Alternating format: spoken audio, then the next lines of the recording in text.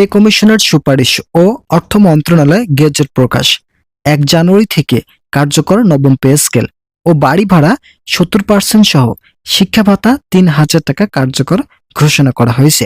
এ বিষয়ে বিস্তারিত আলোচনা করার শুরুতে আপনারা যারা এখন পর্যন্ত আমাদের এই চ্যানেলের নতুন সদস্য আছেন তারা পরবর্তী আপডেট পেতে চ্যানেলটি সাবস্ক্রাইব করে বেল আইকনটি অল করে দিন।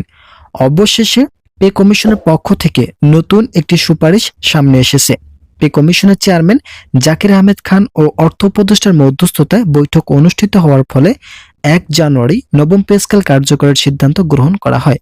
সংশ্লিষ্টরা বলেন, শুধুমাত্র নবম পে স্কেল কার্যকর করা হবে না, এখানে থাকবে 2015 সালের গঠিত অষ্টম বেতন স্কেলে বন্ধ হয়ে যাওয়া সিলেকশন গ্রেড ও টাইম স্কেল পুনরুদ্ধারের নতুন সুবিধা। কর্মচারীদের জন্য সিলেকশন গ্রেড ও টাইম স্কেল খুবই গুরুত্বপূর্ণ একটি বিষয়, তাই তারা এই দুইটি ভাতা পুনরায় চালুর জন্য অর্থ মন্ত্রণালয় ও পে কমিশনের কাছে আবেদন জানায়। এরপর পে কমিশন এই বিষয়টি নিয়ে অর্থ মন্ত্রণালয়ের সঙ্গে আলোচনা করেন, যার ফলে অবশেষে সিলেকশন গ্রেড ও টাইম স্কেল পুনরুদ্ধারের নতুন সুবিধা চালুর দিক নির্দেশনা প্রকাশ পেয়েছে। সংশ্লিষ্ট কর্তৃপক্ষ জানায়, এটি কার্যকর হলে সবথেকে বেশি উপকৃত হবেন কর্মচারীরা। আগামী 1 জানুয়ারি থেকে সরকারি চাকরিজীবীরা পাবেন নবম পে স্কেলের আওতায় সকল ধরনের সুযোগ সুবিধা, যার ফলে কর্মকর্তা ও কর্মচারীরা দীর্ঘদিনের যে সমস্যা জর্জরিত ছিল অবশেষে তাদের সকল সমস্যার সমাধান ঘটবে। নবম পে স্কেল বাস্তবায়ন করা হলে যারা অবসরপ্রাপ্ত সরকারি চাকরিজীবী আছেন তাদের জন্য থাকবে বিশেষ সুযোগ সুবিধা। ইতিপূর্বে যারা অবসর গ্রহণ করেছেন এবং পরবর্তীতে যারা অবসর গ্রহণ করবেন তাদের সকলের জন্য শতভাগ পেনশন সুবিধা বৃদ্ধির জন্য দাবি জানিয়েছেন কর্মচারী ফোরামের সদস্যরা। তবে এই বিষয়টিকে ভালোভাবে পর্যালোচনা করে পে কমিশনের চেয়ারম্যান বলেন, শতভাগ পেনশন সুবিধা কার্যকর করা সম্ভব নয়। ভিডিওটির এই মুহূর্ত পর্যন্ত এসেও আপনারা যারা এখন পর্যন্ত আমাদের এই চ্যানেলের নতুন সদস্য আছেন তারা পরবর্তী আপডেট পেতে চ্যানেলটি সাবস্ক্রাইব করে বেল আইকনটি অল করে দিন। অবসরপ্রাপ্ত সরকারি চাকরিজীবীদের জন্য 85% থেকে 90% পর্যন্ত অবসরকালীন ভাতা প্রদান করা হলে তাদের অর্থনৈতিক শক্তি বজায় থাকবে, কিন্তু শতভাগ পেনশন সুবিধা বজায় থাকলে এটা রাজস্ব খাতে ব্যাপক ঘাটতি তৈরি করতে পারে, যার ফলে যারা সরকারি চাকরিজীবী আছেন তারা পাবেন 85% থেকে 90% পেনশন সুবিধা। আগামী 1 জানুয়ারি 2026 থেকে নবম পে স্কেল কার্যকরের পাশাপাশি সরকারি চাকরিজীবীদের জন্য অবসরকালীন ভাতা একযোগে কার্যকর করার সুপারিশ প্রকাশ পেয়েছে। একই সঙ্গে যারা ঊর্ধ্বতন কর্মকর্তা আছে তারা নবম পে স্কেল বাস্তবায়নের পাশাপাশি আরও বেশ কিছু গুরুত্বপূর্ণ ভাতা পুনরুদ্ধারের সিদ্ধান্ত জানায়। তারা বলেন, সরকারি চাকরিজীবীদের জন্য নবম পে স্কেল বাস্তবায়ন করা হলে তাদের অর্থনৈতিক সমৃদ্ধি খুবই শক্তিশালী হবে। বিশেষ করে যারা তৃতীয় ও চতুর্থ গ্রেডের কর্মচারী আছেন তারা বেশ কিছুদিন যাবৎ আর্থিক সমস্যা জর্জরিত।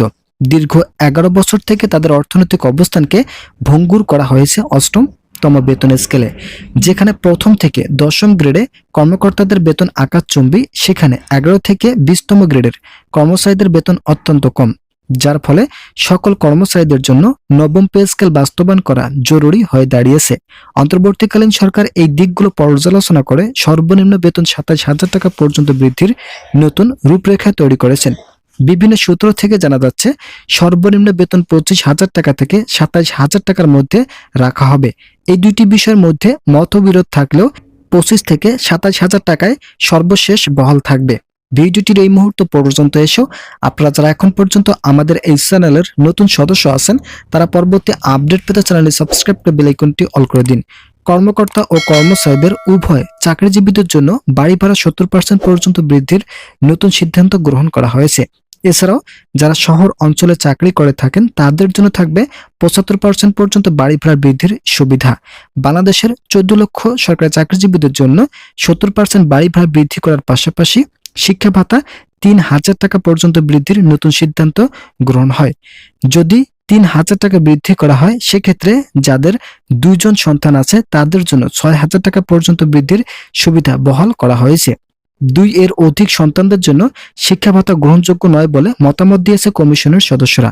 কমিশনের চেয়ারম্যান জাকির আহমেদ খান ও অর্থ উপদেষ্টা একটি বৈঠকের মাধ্যমে এই দুইটি সিদ্ধান্ত গ্রহণ করেন। আশা করা যাচ্ছে দ্রুততার সঙ্গে এই দুইটি ভাতা কার্যকরের রূপরেখা আসবে। সংশ্লিষ্ট মহল জানিয়েছে, আগামী 1 জানুয়ারি থেকে সরকারি চাকরিজীবীরা বাড়ি ভাড়া ও শিক্ষা ভাতা বৃদ্ধির সুবিধা ভোগ করবেন। অন্তর্বর্তীকালীন সরকার পে স্কেল বাস্তবায়নের উদ্দেশ্যে নবম পে কমিশন গঠন করলেও সম্প্রতি অর্থ উপদেষ্টা আগামী সরকার পে স্কেল বাস্তবায়ন করবে বলে সরকারি চাকরিজীবীদের মনে আগুন ধরিয়ে দেন। বর্তমান অন্তর্বর্তী সরকারকেই এবং জাতীয় নির্বাচনের তফসিল ঘোষণার আগে বৈষম্যমুক্ত নবম পে স্কেল কার্যকর ও আগামী ১ জানুয়ারি থেকে কার্যকরের দাবি জানান আবু নাসির খান। মোহাম্মদ ওয়ারেস আলী সভাপতি অনুষ্ঠিত মহাসমাবেশে নাগরিক ঐক্যের সভাপতি মাহমুদুর রহমান মান্না, গণ অধিকার পরিষদের সভাপতি নুরুল হক নূর, জুনায়েদ আব্দুল রহিম সাকি সহ বিভিন্ন রাজনৈতিক দলের নেতৃবৃন্দ কর্মচারীদের দাবির প্রতি একাত্মতা প্রকাশ করেন। মহাসমাবেশের মধ্যে মোহাম্মদ বদিউল কবির মাহমুদুল হাসান, রবিউল চোদ্দার, মোহাম্মদ লুৎফর রহমান, এছাড়াও হান্নান, মোহাম্মদ বেল্লাল হোসেন, খায়ের মাহমুদ মজুমদার প্রমুখ বক্তৃতা করেন। তো বন্ধুরা, আজকের এই ভিডিওটি পর্যন্ত। আশা করি ভিডিওটি থেকে অনেক উপকার পেয়েছেন। যদি উপকার পেয়ে থাকেন তাহলে অবশ্যই চ্যানেলটি সাবস্ক্রাইব করে বেল আইকনটি অল করে দিন।